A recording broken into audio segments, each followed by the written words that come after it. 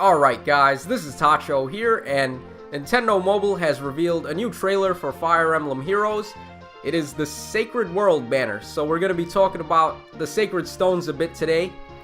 Very underrated game actually on the Game Boy Advance, one of my favorite Fire Emblem titles, and it's a little sad that the older Fire Emblem games haven't been getting as much love in Heroes as the 3DS games. Because we all know that the 3DS Fire Emblem games sold very well, and it's thanks to them that Fire Emblem was able to become such a popular series today. But sometimes you just gotta go back to the roots and give some love to the older titles. I'm, of course, a big fan of Sacred Stones, so this is great. So we're gonna start talking about each unit one by one, and I'm gonna talk about their skills a bit and give my impressions on them and whether or not you may want to summon for them. So we're going to start things off with Amelia. Amelia Bedelia. I don't even know if you guys know what Amelia Bedelia is. Comment down below if you know what that is. It's really old school though. That's like my childhood.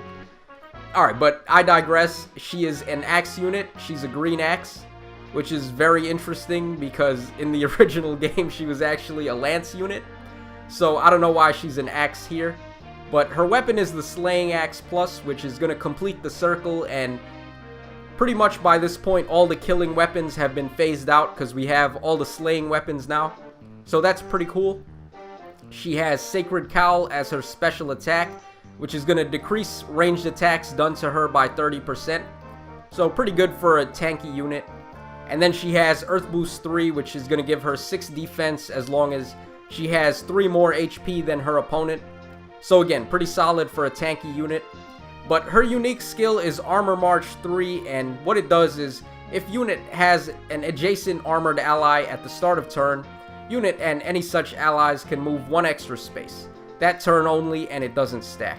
So what this means is, your armored units can move up to 2 spaces a turn as long as you have someone with Armor March 3 on the team to support them, which is very good. We all know that the armored units had really bonkers stats, except the bad thing about them is that they can only move 1 space a turn, so it's tough to keep them, I guess, keep them moving at the same pace as the rest of your army and keep them in the fray. So this is definitely going to help out with that, and if you're running an Armor Emblem team, this is pretty much a must-have, so I would highly recommend summoning Amelia just for this if your main team is an Armor Emblem team. And maybe it could have some uses off of an Armor Emblem team as well. Like, let's say you're just running Hector or Effie on your main team and you may want another way to help them move another space, then Armor March 3 could help with that. So think about that. Okay, moving on to the next unit, we have Seth. He is a red sword and he's cavalry, so he's gonna be able to move 3 spaces and get the Horse Emblem team buffs. His weapon is the Ruby Sword Plus, which we already know all about that. He has Swap as his assist. Fortress Defense 3, which means he's the first unit since Lucas to actually have access to this skill, which is pretty cool. And then he has Seal Attack and Defense as his unique skill, which I'm honestly not sold on. I've never really been a fan of these sealing skills, because in general you want to just beat the opponent in 1 round if you can. It's probably going to have way more usability on a defensive team, but for the most part, if you're playing arena offense, you just want to try and get 1 round KOs as soon as you can. So Seth is pretty standard. He's got nothing too interesting on him, but depending on his stats, he could be a really solid pick on the Horse Emblem team. So I'd say wait on Seth before summoning to see what he can do and what his stats are. Okay, so the next unit we have here is Innes, and he is a bow. I think it's actually pronounced Ines, but I don't know, I'm just going to be old school and say it the way I've always said it, Innies, like an innie belly button, but okay. Alright, anyway, his weapon is Needhog, and it's a colorless bow with 14 might and 2 range, and it's a legendary weapon to boot. It's going to give you some pretty good bonus points in the arena, and what it does is it's effective against flyers, and during combat, units' attack, speed, defense, and res is going to be boosted by the number of adjacent allies times 2. So in other words, it's just an owl tome except in the form of a bow. But it's a legendary bow, so that gives it a little more credence, and On top of that, the thing about the owl tomes is that they were severely outclassed by the blade tomes. So generally, you wouldn't really want to run the owl tomes. But when it comes to bows, we don't really have a blade tome in the form of a bow. So that means that this is actually a very good bow, and it has one of the better passive effects for a bow to have. So I really like this legendary weapon. It's really nice, and it's not outclassed at all being a bow. Then he has Iceberg as his special attack, which is very good actually, and it's going to show that he has pretty good res, which is nice for a bow because he's going to be doing battle against a lot of mages being a ranged unit. So having high res is going to be good for him. And then he has Fortress Res 3, which is the opposite of Fortress Defense. It's going to give him +5 res, and it's going to give him -3 attack. So depending on how good his attack stat is, this could be really good on him as long as he has some attack to spare. So I would consider keeping that depending on what his stats are. And then he has Cancel Affinity 3, which we've already seen on Mathilda. And actually, guys, I gotta come clean with this. I kind of underestimated this skill a little bit. And the reason why is because if you put this on a red sword, you're gonna see some really good results.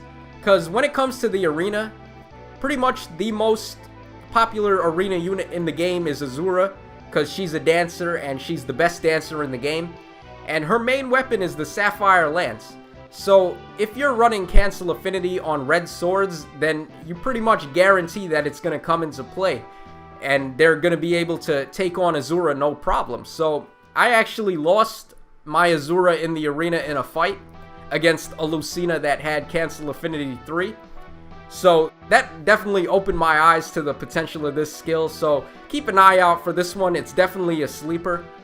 So overall, I would say Innies is a pretty good summon. We're going to have to see his stats. It's kind of tough to judge what Innies' stats are going to be because he's a pre-promote in Sacred Stones and his growth rates were not very good. So I'm not sure what they're going to do with him in terms of stats.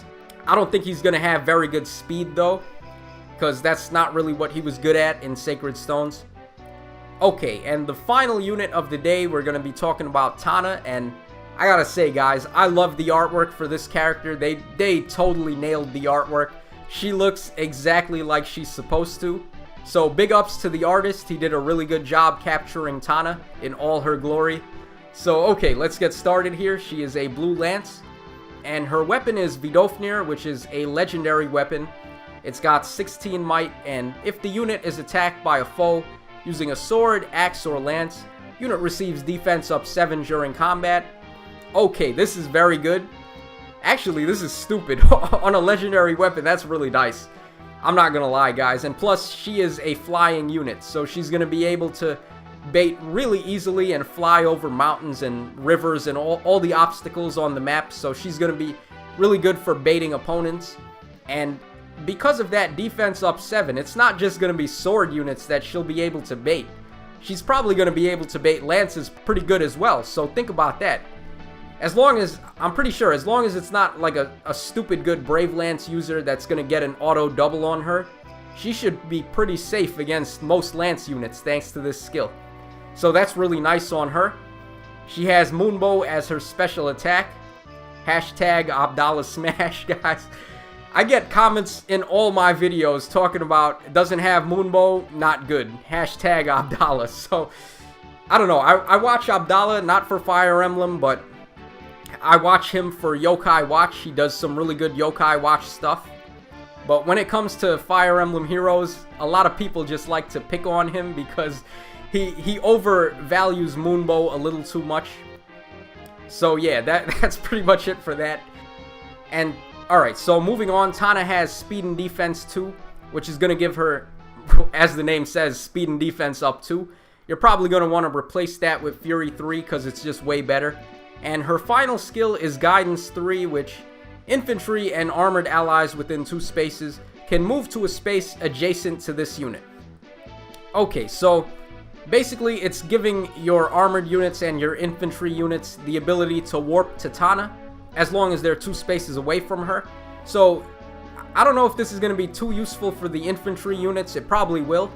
But for the armored units, this is going to be a godsend, and armored units are very limited in their movement, so just being able to warp them right away especially to a flyer that can fly over obstacles. This is going to be really good, guys.